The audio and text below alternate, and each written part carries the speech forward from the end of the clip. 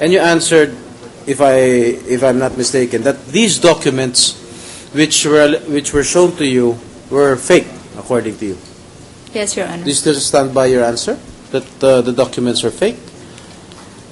Yes, Your Honor, because when Your Honorable Senator Escudero asked me to look at the documents, and our President allowed me to look at them. And then we compared. There were differences, Your Honor, and they're not the same. Differences lang, pero hindi fake. They're not the same, Your Honor. Pero So they may be even fake. though if they're not fake. the same, you cannot assume that these documents are fake. Am I correct? In our banking baka practice, naman, Your Honor, pagka magkaiba yun, it's not the same. They're baka fake. naman nasabi They're mo lang, serious. baka naman nasabi mo lang fake yun dahil you were so pressured, you were so nervous. Ano ba talaga? No, Your Honor. You still stand by your answer that it was fake. Yes, Your Honor. Okay. Because when I read the document one by one, and this was attached by the prosecution panel, as I said before, with regard to the supplemental request for subpoena, I've noticed that in the left side portion, meron dito peso account, peso TD. Alright? The account number is 0891 210 17358, tsaka 089-121-019-593. And these accounts, tinestify nung bank president ninyo, are existing. Okay. At sinabi, in fact, meron niyang deposito, itong 358, ang opening balance, ang opening account niya, opening date ng account niya, January 26, 2009. Ang opening balance ng account na yun ay 2,100,000. Pero ngayon, after 2010, zero balance na. Doon sa isang account number, yung last 3 digits na 593, it was opened on December 22, 2009, and according to your president, ang opening balance niya is 8.5 million pesos. Tapos yung remaining balance niya naging 12 million plus. So, kung existing itong mga accounts na ito at ito ang naging basehan ng pag-issue ng subpoena sa inyo, how can this be a fake document? Well, Kasi sir, this is the only basis, I think, for the well, sir, the account numbers could have come from a lot of sources. When a person deposits a check, he can write his account number at the back, or the bank will put it. So it could be a source, bank certifications in embassies or the like. It could have come from other sources. Again, I will show you this piece of document which you said it was fake. There are several initials here, or signatures here, by I suppose maybe a bank teller or maybe you yourself, no? I will show to you these signatures kasi itong dalawang bank account, I'm just referring to peso. I'm not referring to any dollar account of the Chief Justice. Dito lang tayo sa peso. Right. Mr. President, I ask permission to show the witness this particular document. Proceed.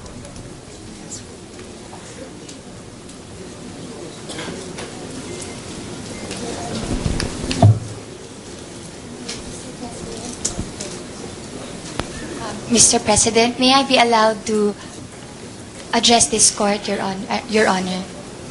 Proceed. Sir, may I approach the witness so that I can also see the document being shown to our witness? You may.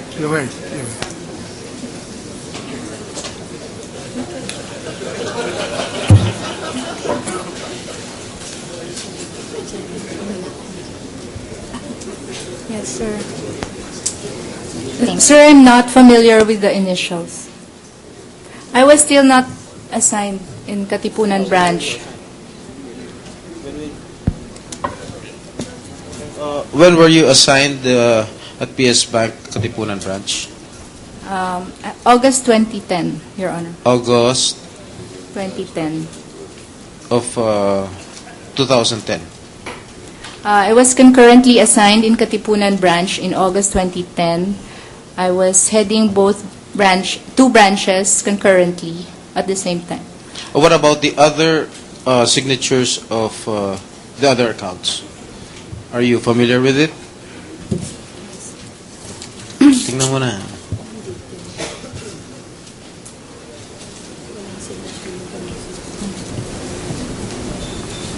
No, sir. It is not your signature. No, sir, it is It not is my not the signature of your tellers or... No, thank you. Thank you, Mr. President.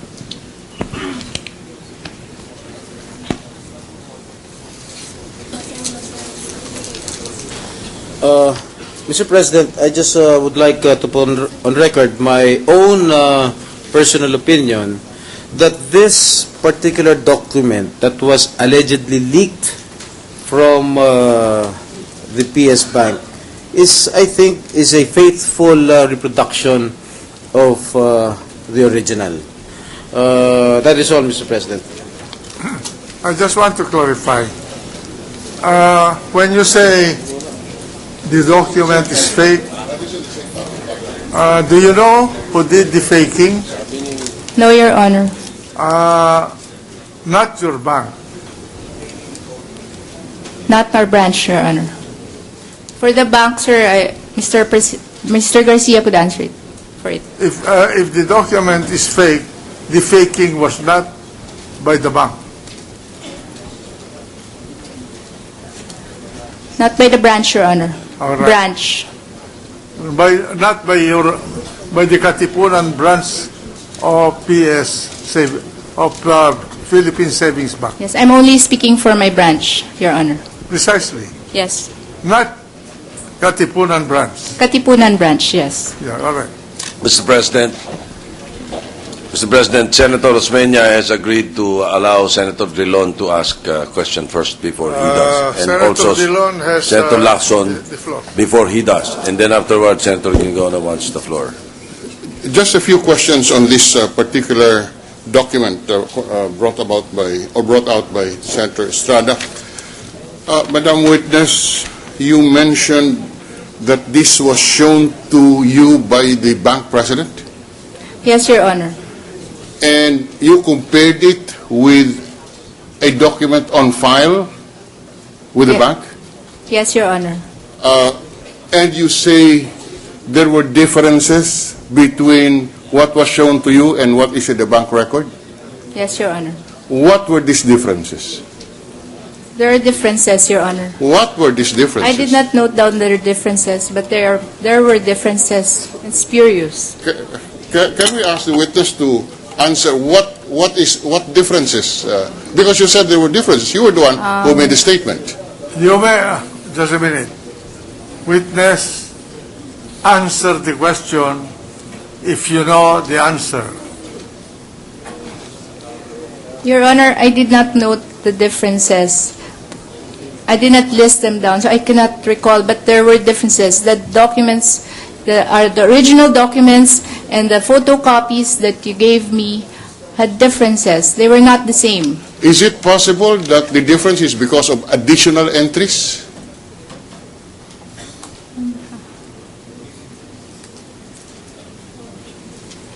Sir, Mr. Garcia can answer that because he was, No, he I'm holds asking the you. originals. Yes, except that you were the one who said that there were differences.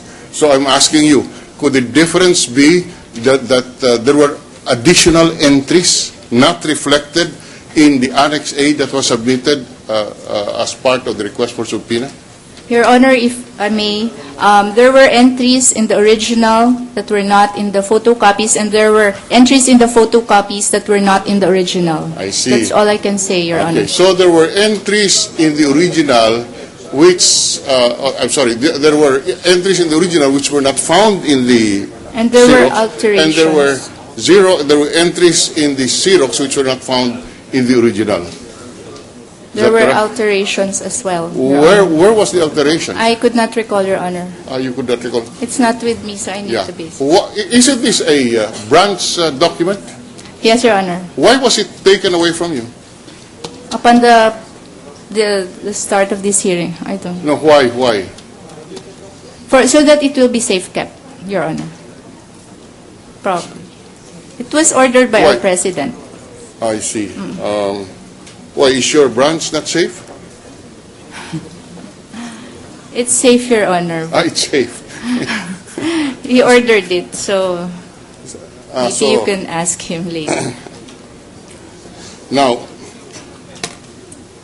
just on its face, it would appear to be a PS Bank document containing all of these signatures, this logo of the PS Bank, etc.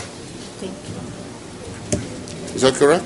As to the standard format, sir, yes. Now, Your you said you do not know the signatures pointed out by Senator Estrada. No, Your Honor.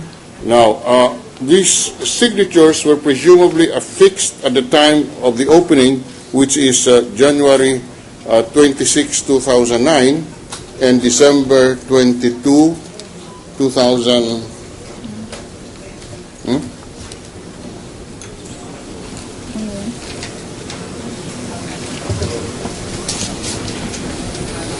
2000, December 22, 2009. Madam Witness, you said you were not familiar with the signatures here. Yes, Your Honor.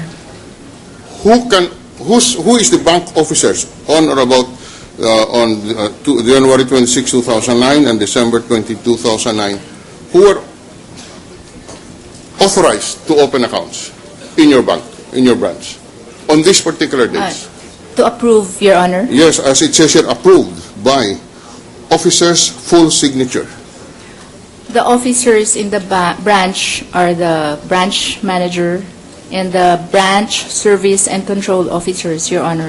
Who was At that time, we will have to check our records. I do not know the names of Okay, the officers so you have at to that check. time. Can you come back to us and tell us who are the approving officers? At what time? At what period? January 26, 2009 and December 22, 2009. They will have to note that now. I cannot. I'm sorry? The 2009, January.